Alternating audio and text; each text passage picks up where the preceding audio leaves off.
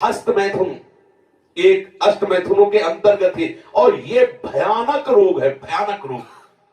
इसमें संकोच की बात नहीं, जैसे डॉक्टर से संकोच नहीं, ऐसे शास्त्र और सदगुरुदेव ये संकोच का विषय नहीं। ये वो भयानक रोग है जो कैंसर से भी, टीबी से भी बड़ा भयानक रोग है, बड़ा भयानक रोग। उसकी तो औषधि, इसकी औषधि नहीं है। वो तो प्रारब्ध से आ रहा है। ये आप वर्तमान क्रिया को बिगाड़ कर अपना नाश कर रहे हैं। छोटे छोटे बच्चे जब स्कूलों में जाते हैं और उनको गलत विद्यार्थियों का संग मिलता है तो प्रत्येक 100 में एक को नहीं कह सकते, 99 के जैसा हम मिले हैं अभी तक, 100 में एक को नहीं कह सकते, लेकिन 99 ऐसे मिले हैं, 100 में 99 जो इस रोग से ग्रसित हैं। पहले शायद वो पढ़ाई अपने लोगों के यहां नहीं थी। आज हमें बच्चे बताते हैं कि एक चैप्टर भी इसी प्रसंग का रखा जाता है। किसी विद्यार्थी जीवन से आए हुए साधु वेश में अपने उपासक ने बताया कि हम लोगों को शिक्षा दी जाती है कि जैसे खून निकल जाता है तो नया खून और बलवर्धक बनता है, ऐसे ही इस ब्रह्मचर्य का नाश करना अति आवश्यक है, क्योंकि वो हटेगा तो समस्त मांसपेशियों में नई शक्ति जागृत होगी। बोलो कितनी बड़ी हानि की बात, कितने बहुत बड़े दोष की बात है। छोटे छोटे बालकों की जिनकी किसी भी तरह से ब्रह्मचर्य नष्ट करने की अवस्था नहीं हुई, वो अपने ब्रह्मचर्य का संहार कर रहे हैं केवल केवल मनोरंजन के लिए। प्लेग, इंफ्लुएंजा, ये रोग इतने बड़े महामारी नहीं जितना महामारी ये रोग है, जिसे बच्चे और बच्चियां खिलवाड़ समझ रही, मनोरंजन समझ रहे, ये करना आवश्यक ही है ऐसा समझ रहे, सुविधाएं दी जा रही, कहा जाता खेलो हंसो, मार दिया। अभी किसी योग्य नहीं हो पाए और उनको सारी योग्यता नाश करने की शिक्षा दे दी गई और नष्ट हो गए। ना वो गृहस्थी लायक रह गए, न विरक्ति लायक रह गए। ये जो हस्तमैथुन जनित महारोग से, भयानक रोग से ग्रसित साधक जो भी मनुष्य, जो भी बच्चे हैं, सावधानी, बिल्कुल अपनी मृत्यु का वर्ण कर रहे हैं।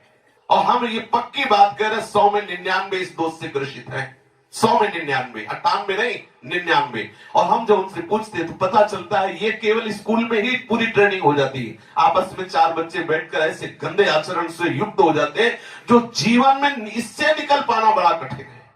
नाना प्रकार की, गंगा की कसम, यमुना की कसम, भगवान की कसम, गुरु की कसम, सब कसम एक तरफ, खाने के बाद 1 मिनट बाद जहां वो अपने स्वरूप में कामाग्नि जागृत हुई, नष्ट हो जाता है साधक। ये जो हस्त क्रिया के द्वारा अपनी वीर शक्ति का नाश कर रहे हैं, बिल्कुल समझ ले ये अनिष्टकारी चेष्टा पहली बात अगला जन्म तुम्हें मनुष्य का नहीं होने देगी, क्योंकि तुम इतना भयानक अपराध कर रहे हो। हर वीर शक्ति में वो जीवाणु है जिससे मनुष्य का जन्म होता है।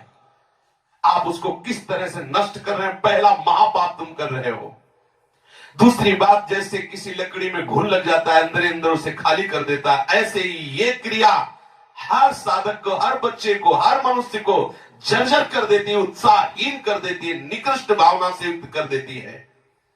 कोई भी इस हस्त क्रिया को यदि स्वीकार किए हैं तो उसका फल देख ले, बिना प्रयास के वो वीरहीन होता रहेगा। कसम खाइए कि मैं जीवन में कभी हस्तमैथुन नहीं करूंगा। श्री जी को साक्षी करके इसका निर्वाह कीजिए, विश्वास कर लीजिए आपकी परमार्थिक या व्यवहारिक जो भी उन्नति सबके नाश का प्रधान कारण है। आप ऐसे कारण को स्वयं कर रहे हैं। गृहस्थी धर्म में तो जब संयोग होगा तब होगा, आप इसमें प्रतिपल मर रहे हैं, प्रतिपल। और ये आपको इतना कमजोर, इतना परास्त कर देगा, आप भगवत मार्ग में चल नहीं सकते। आप इसे निश्चय करें, इसी क्षण निश्चय करें कि मैं कभी भी हस्त क्रिया के, तो कोई भी साधक, स्त्री या पुरुष, कोई भी साधक किसी भी प्रक्रिया के द्वारा हम ऐसा, जब तक गृहस्थ धर्म से युक्त होकर हम भगवत पूजा की भावना से संतान उत्पत्ति वाली क्रिया, वो अलग चीज, अपनी किसी चेष्टा के द्वारा हम ऐसा नहीं करेंगे। जो ऐसा करते हैं उनकी समस्त इंद्रियां दुर्बल होती जाती हैं, एक एक नस से उनकी शक्ति का ह्रास होता जाता है और उनके मुंह में पीलापन, सिकुड़न बिना वृद्धावस्था के से दिखाई देने लगती है।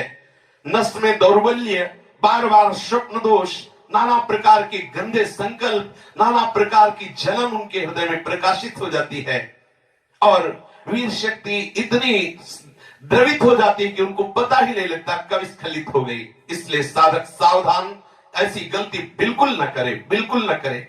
क्योंकि शरीर के भीतर एक मनोवाह नाम की एक नाड़ी है। इस नाड़ी के साथ संपूर्ण नाड़ियों का संबंध है। जे भी आप कामासक्त होकर के इस क्रिया को करते हैं, संपूर्ण आपके शरीर की नस नाड़ियां कांप जाती हैं। शरीर से लेकर मतलब सिर से लेकर पैर तक संपूर्ण यंत्र, छोटी मोटी सब नाड़ियां कंपायमान हो जाती हैं। फिर उस रक्त से मंथन करके फिर जो निकलता है उसे वीर्य कहते हैं। कितना बड़ा नाश कर रहे हैं आप। इस धातु से दौर्बल्य, प्रमेह, स्वप्न में, मधुमेह, बड़े कठिन कठिन रोग घेर लेते हैं। पक्षघात, ग्रंथिवात, संधिवात, अपस्मार, मिर्गी, पागल पर, भीषण भीषण पीड़ाएं शरीर में, न जाने कितने निंदनीय रोग इस क्रिया के द्वारा होने लगते हैं। इसलिए प्रत्येक उपासक को, चाहे वो गृहस्थ मार्ग का हो या विरक्त मार्ग का हो, बिल्कुल ऐसी क्रिया ना करे। जब कोई हस्त क्रिया करता है तो उसके सीधे कलेजे पर धक्का लगता है। जब क्रिया करता है तो संपूर्ण नस नाड़ियों में हलचल और हृदय पर धक्का लगता है, जिससे उसका दिल कमजोर होने लगता है। और वही सबसे ज्यादा जिसे हार्ट अटैक कहते हैं, वही कारण होता है। वीर चरण ही उसका प्रधान कारण होता है। क्षय, खांसी, श्वास, ये क्षमा महाभयानक रोगों का बुलावा है। हृदय रोग से पीड़ित अभागे मनुष्य किस क्षण मर जाए कोई पता नहीं। मस्तिष्क पर जो एक ऊर्जा शक्ति, विचार शक्ति होती है, वो नष्ट हो जाती है। जो ये हस्त क्रिया को करते हैं उनको देखते ही पता चलता है करते हैं। कुछ ऐसे लक्षण होते हैं जिनको देखने से ही पता चलता है ये सब वो प्रतिपल अपने आप को चौपट कर रहे हैं। कितना पागलपन है। आप अपने जीवन को नष्ट कर रहे हैं। पागल खाने में अगर देखा जाए तो 5 आदमी ऐसे मिलेंगे 100 में जो किसी अन्य घटना से पागल हुए। 95 ऐसे मिलेंगे जो विषय के कारण पागल हुए, जिन्होंने ब्रह्मचर्य को छीण किया है और उनकी मेधा शक्ति कमजोर हो गई और पागल हो गए हैं। ये व्यभिचार प्रवृत्ति किसी भी लायक नहीं रहती। सैकड़ों पागल खाने में जांच करने पर ज्ञात हुआ है कि जितने भी पागल हैं उनमें से 95 केवल इस बात से पागल है, भ्रष्ट आचरण से। आप परिश्रम युक्त, साधना युक्त आप रहिए। ये आजकल के माता पिता स्वयं सावधान नहीं, बच्चों के सामने ऐसी चेष्टाएं करते हैं कि उनकी सामर्थ्य नहीं कि अपने बच्चों को रोक सके। वो समझते हैं कि बच्चों से ये बातें करना ठीक नहीं है। लेकिन आप समझिए, अगर बच्चों को आप एक छूट दे रहे हैं, आप उनका कितना जीवन नष्ट कर रहे हैं। उनकी आंख, नाक, कान, जिह्वा, वाणी, पैर, त्वचा सब कमजोर हो रहे हैं। और इस कारण जब वो गृहस्थ धर्म में प्रवेश होते तो गृहस्थी लायक नहीं रह जाते, गृहस्थी लायक नहीं रह जाते इन क्रियाओं के करने के कारण। माता पिता को, सदगुरु को चाहिए, उपदेशक को, कि अपने आसपास इस बात को कहे कि वो कभी ऐसी गंदी चेष्टाएं ना करें। सदगृहस्थी में जान, देखो पहले आचार्य परंपरा थी, सब जाकर गुरुकुल में रहते थे, ब्रह्मचर्य रहते थे। फिर जिनको गृहस्थ में जाना होता वो गृहस्थ में जाते, जिनको नैष्ठिक ब्रह्मचर्य का व्रत लेना होता वो वैरागी होते। दोनों महान पुरुष बनते। वो गृहस्थी में जाकर धर्म पूर्वक चलते हुए पुनः वैराग्य को धारण करता और विरक्ति में जाकर वो महापुरुष बन जाता। दुर्बल चित्त इतना हो जाता है कि ना वो धर्म स्थान देखता है, न तीर्थ स्थान देखता है, न मंगल तिथि देखता है, न मंगलवार देखता है। बस अपनी वासनाओं का खेल खेलता रहता है। हजारों प्रतिज्ञाएं, हजारों धर्म चेष्टाएं सब व्यर्थ करने वाला ये महान दोष हस्त क्रिया, व्यभिचार प्रवृत्ति, इस पर अंकुश कीजिए, इसको आनंद मत मानिए। ये जो हस्त क्रिया के द्वारा शक्ति का नाश करते हैं, ये प्रतिक्षण काम से युक्त रहते हैं। इनके हृदय में वही चिंतन चलता रहता है। बालक अवस्था से लेकर के यौवन अवस्था तक देखिए आप, इनकी आंखों में देखिए, न तेज होगा न इनकी गंभीरता होगी, बहुत चंचलता, निस्तेज आंखें होगी, चेहरा पीला पड़, जब देखो तो ऐसा लगता है कि शर्मिंदा हो रहे हैं, मुंह छुपा रहे हैं, ऐसा लगेगा।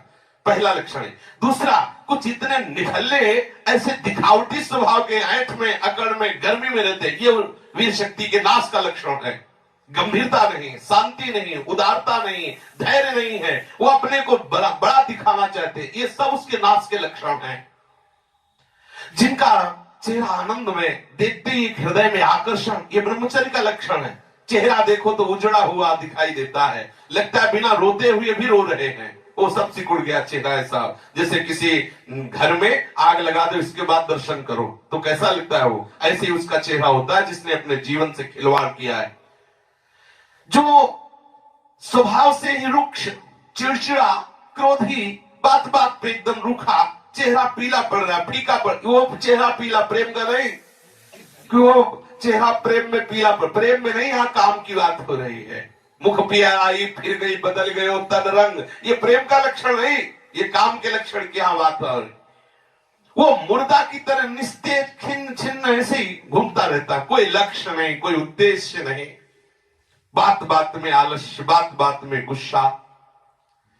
जो गालों में बिना कोई गुलाबी कुछ लगाए जो गुलाबी दिखाई देती है वो ब्रह्मचर्य की होती है, और जिनके ब्रह्मचर्य क्षीण हो जाते हैं, झाई पड़ जाती है। देखो देखने में लगता है क्योंकि बोले कितने को, बोले 18 के, 18 में तो उसकी दुर्गति हो रही, तो 28 और 48 में क्या होगा। जो काले दाग चेहरे में पड़ने लगते हैं, आंखें धसी नजर आती हैं, गाल पीले नजर आते हैं, नाक के आसपास काले काले दाग यहां ऐसे प्रकट हो जाते हैं, ये सब लक्षण हैं जो उन्होंने अपनी शक्ति का नाश कर दिया। सावधानी के द्वारा इस जीवन को आप बर्बाद ना करें। जो 12 वर्ष की अवस्था के बाद से शुरू क्रिया कर, 12 वर्ष हैं, कितने से बच्चे हैं, कितने चलना मुश्किल हो गया, चलना मुश्किल, तब कसम खवानी पड़ी। वो तो लक्षण पता है ना, तो कसम कि तुम्हें हमारी कसम, यदि हमें आप तनिक भी मानते हो, संत मानते हो, गुरु मानते हो, कसम खाओ आज के बाद ऐसा, तब उनमें चलने की सामर्थ्य आ रही। बच्चे हैं, खिलवाड़ हो गया, उनके लिए खिलवाड़ हो गया और अपने जीवन को नष्ट कर दिया। अभी 14, 13, 15, 18 ये अवस्था है। जो लोग ये कहते हैं ना कि खेलने खाने की अवस्था, वो थोड़ा सुन ले कि कौन सा खेल खेल रहे हो, क्या खा रहे हैं, ये खेलने खाने की अवस्था है। अरे ये वो अवस्था है जिसमें जो चाहो तुम बन सकते हो। जो इस वीर शक्ति का नाश करते हैं वो बिना बुढ़ापे के सारे लक्षण बुढ़ापे के उनमें होते हैं। कमर में दर्द है, चला नहीं जा रहा है, थोड़ी चढ़ाई में हांफने लगे। अब अवस्था कितनी, बोले 18 की। इस अवस्था में तो मतलब दिशाएं भी कांपे, वो अवस्था है। अब तो दिखाई नहीं देता कोई जवाल। चित्त में कुचिंताएं, छाती में धड़कन, बिना भय के भयभीत हो जाना, थोड़े से भी दुख में ऐसा सोचना कि मैं आत्महत्या कर लूं, ये सब बातें उसी की कमी से हो रही हैं। ये महापुरुषों के अनुभव की झूठी झूठी बातों में एकदम घबरा जाना, कोई झूठी धमकी दे दे तो बस वो ऐसा लगता है अब क्या करूं, किसी कमरे में बंद हो जाऊं, अपने आप को प्राण हत्या करके बचा लूं, ऐसा मैं अपने शरीर को न, ये सारे के सारे लक्षण उसी में प्रकट होते हैं। जो ब्रह्मचर्य का नाश करता है, नींद ना आना या सोना तो कुंभकर्ण की तरह, मुर्दे की तरह सो जाना, आलस्य, जरा जरा देर में वो निरुत्साहित बातें, आंखों में जलन, भारीपन, ये सब, स्वप्न दोष अधिक होना, ये सब उसी के लक्षण है जो आपने गलतियां की है। जो सावधान नहीं रहता तो जब वो लघु शंका को बैठता है तो सबसे पहले वीर शक्ति का श्रवण, या सबसे बाद में, दोनों में जैसा अभ्यास हुआ, आप सोच में बैठे, लघु शंका में बैठे, तो सबसे पहले या तो वो गिरेगा या बाद में गिरेगा। आप सोचो उसकी कितनी बड़ी दुर्दशा है। वीर का पाचन नहीं होता, भोजन का पाचन, रस रस का पाचन, रक्त रक्त का पाचन, मांस मांस का पाचन, जो मज्जा, अस्थि और ये सप्तम धातु वीर का पाचन नहीं हो सकता। इसका पाचन ओज के रूप में होता है, तेज के रूप में होता है, महान शक्ति के रूप में होता है।